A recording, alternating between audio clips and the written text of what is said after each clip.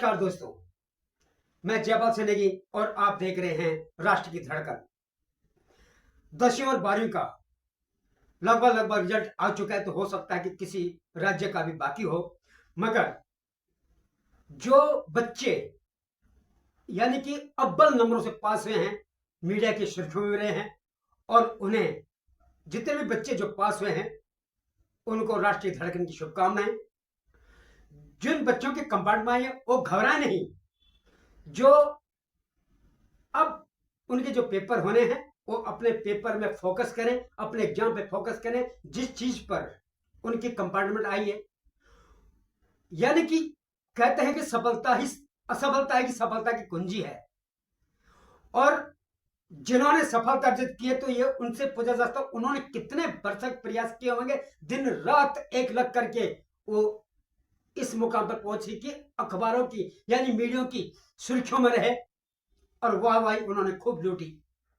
इस तरह से जो बच्चे अनुत्तीर्ण हुए हैं उन्हें निराश होने की जरूरत नहीं, वो फिर एक तरह से ऐसे अपने मन में से गांठ मार लें कि हमें अब नेक्स्ट ईयर अच्छे नंबरों से पास होना है, और जो साल ये हमारा बेकार गया, अगले साल हो सकता है कि आप और अच्छे नंबरों से पास हो, ताकि आपको भी एक नया पथ मिल सके, उजाला मिल सके जीवन में, वो रोशनी अर्जित कर सको कि हकीकत में आप किसी देश के ऊंचे पद पर जाने की काबिल हो।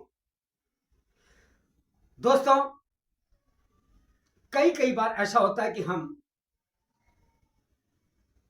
अक्सर जो बच्चे 12वीं पास किए हुए हैं, अभिभावक चिंतित हो जाते हैं कि आखिर तो ये बच्चा अब किस दिशा में जाए, क्या करेगा, कैसे करेगा, कोर्स कराएं।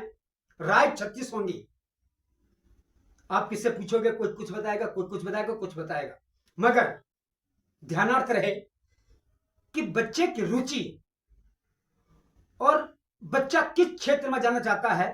कोई कहेंगे यानी कि आपको हौफलेस होने की जरूरत नहीं, आप वही कीजिए जो आपका बच्चा कहता है, आपका मन कहता है, और बच्चे की दिशा किस सांचे में आप उसे ढाल सकते हैं, या फिर वो किस सांचे की ओर ढलना चाहता है, यह बच्चे पर निर्भर करता है। कुछ अभिभावक 12वीं के बाद जो है कि बच्चों को कोर्सेज के बारे में सोचेंगे, ये कोर्स करना चाहिए, वो करना चाहिए, ये करना चाहिए। बहुत सारे कोर्सेज हैं, किसी को भी चिंतित होने की आवश्यकता नहीं। कुछ अपने पढ़ाई जारी रखेंगे, कुछ अपने रोजगार के माध्यम को भी एक तरह से ऐसे राह अपनाएंगे कि कुछ परिवार का भरण पोषण भी हो सके। मैं सभी उन विद्यार्थियों को ये कहना चाहूंगा कि कोई भी आप पथ अपनाएं, कोई भी रास्ता अपनाएं, उस रास्ते पर आपकी जो एक तरह से उपेक्षा है जीवन में कुछ करने की, उस पर आपको खरा उतरना होगा। मेहनत, लगन, विश्वास, जब आपके मन में ये धारणाएं होंगी तो निश्चित ही आप मंजिल को प्राप्त करेंगे। यह सत्य है, और मंजिल को वही प्राप्त करते हैं जो जिस क्षेत्र में जाना चाहे उसका एक तरह से कीड़ा बन जाए। कई कोर्सेज ऐसे भी हैं कि बहुत महंगी फीस हैं। अब हर तरह के परिवार हैं, कोई लगा सकता है, कोई नहीं लगा सकता है। तो यहां पे जो लगा सकते हैं तो हो सकता है वो अच्छे एक तरह से इंजीनियरिंग का कोर्स करें, कोई आईटी सेक्टर के जाने का कोर्स करें। कई कोर्सेस हैं मल्टीमीडिया से लेकर के आप ऐसे समाज सोशल वर्कर, कई ऐसे क्षेत्र हैं जहां पर कि आप मेडिकल लाइन हो या फिर अन्य कोई भी लाइन हो, यानी जीवन में इतने क्षेत्र हैं कि अगर आप उनमें अव्वल, खरे और मेहनती उतरते हैं तो निश्चित ही सफलता आपके कदमों तले होगी। इसलिए आज मैं एक ब्लॉग आपको दिखा रहा हूं कि जिन्होंने अपने जीवन में एक पढ़ाई करके और बाहर निकल गए, कोई उनके पास डिग्री नहीं, कोई डिप्लोमा नहीं,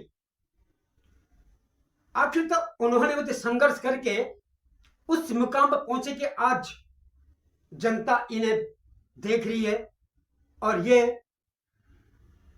अपने कार्य क्षेत्र में इतने कीड़े बन गए, इतने एक तरह से उनके अंदर एक जो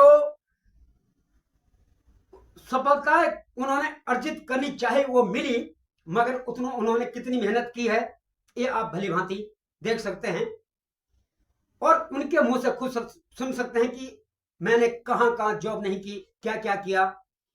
उत्तराखंड के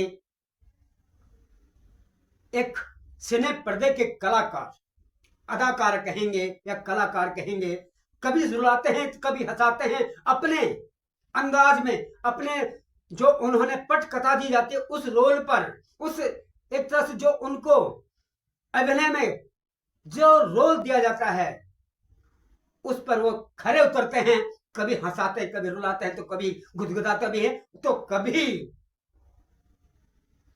जनता जनार्दन की आंखों से यानी देवभूमि उत्तराखंड वालों की आंखों से जल की धारा भी बहने पर मजबूर कर देते हैं। तो मैं ले चलता हूं आपको पन्नू गुसाई। नमस्कार दोस्तों, राष्ट्रीय धड़कन में आपका स्वागत है।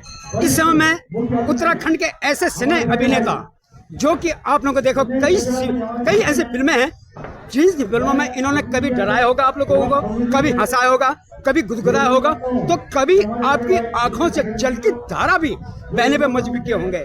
मेरे समक्ष है उत्तराखंड के ऐसे, अगर मैं कौन से सितारे कहूँ या कहूँ हास्य कलाकार कहूँ या सिने जगत के ऐसे अभिनेता कहूँ जिन्होंने कि हर रोल, हर अभिनय अपने ढंग से सुचारू रूप से अपने जो भी उनको अदा के रूप में जो उनको पटकथा दी जाती है उस पर वो हमेशा खरे उतरे हैं। तो श्री पन्नू गुसाई जी, आपका दूरगामी दृष्टि, आपका राष्ट्रीय धड़कन में स्वागत है। मैं आपसे ये कहना चाहूंगा कि अगर आपका सफर जो पहाड़ की वादियों में है वो किस तरह से रहा और कैसे आपके दिमाग कि हम फिल्मी सफर में मेरे को जाना है, क्या आप लोगों की क्या योग्यता है और किस तरह से आपने ये पथ चुना? सबसे पहले तो सभी दर्शकों को नमस्कार। पन्नू गुसाई का सफ़र तो बड़ा कठिन रहा मेरा और मैंने बहुत स्ट्रगल किया अपनी लाइफ में।